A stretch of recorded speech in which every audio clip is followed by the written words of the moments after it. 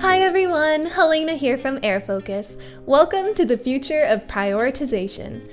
In this video, I'm going to explain what Priority Poker is and how you can use it. Priority Poker is a fun, interactive, and time-efficient way to collaboratively prioritize your epics, features, projects, or initiatives by using the expertise of relevant stakeholders. To get started, you have to log in to the Airfocus team account. This is where you see and access all your workspaces. A workspace is the product team's home for everything related to product strategy. It's where all the team collaboration happens. Let's move to the Voom Video App example workspace now. In Airfocus, we have different tools that help you prioritize your items. You can use the Priority Ratings app to set up a customizable prioritization framework. This is covered in another video. Today, we'll look at the Priority Poker app. Let's create a new item manually within the stickiness group. As you can see, Slackbot has not been rated yet. For certain items or ideas, it makes sense to get input from other stakeholders and team members into the prioritization process. The item Slackbot is one of them.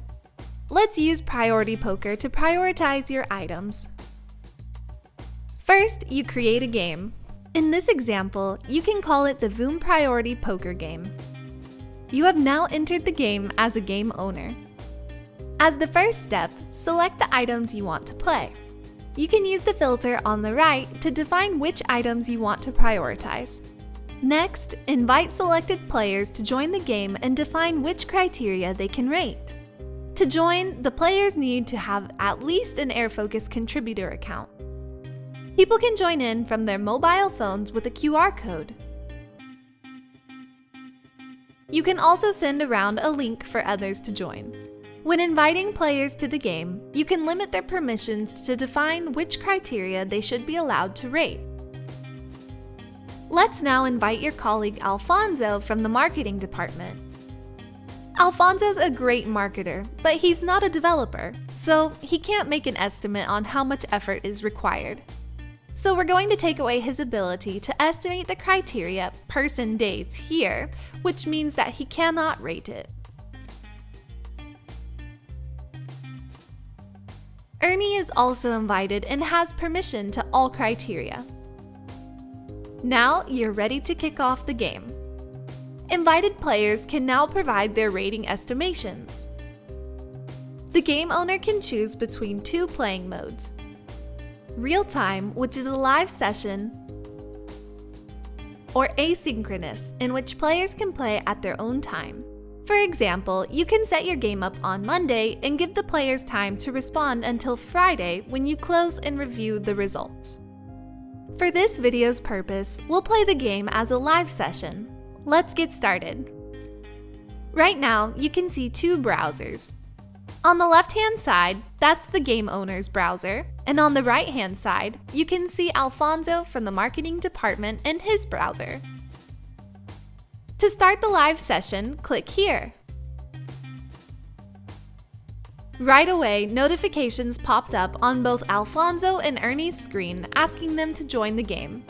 In a live session, the game owner controls which items to play. As you can see on Alfonso's browser, the item rating page opens up. They can now do the rating for this item. Remember that Alfonso has no criteria permission for person days. That's why the field is disabled. Of course, the game owner can also do the ratings. You can see the rating progress of all the players in real time. Once the players are done with all the ratings for this item, you can lock the item and show the results. Now it's about reviewing the results and setting a final rating.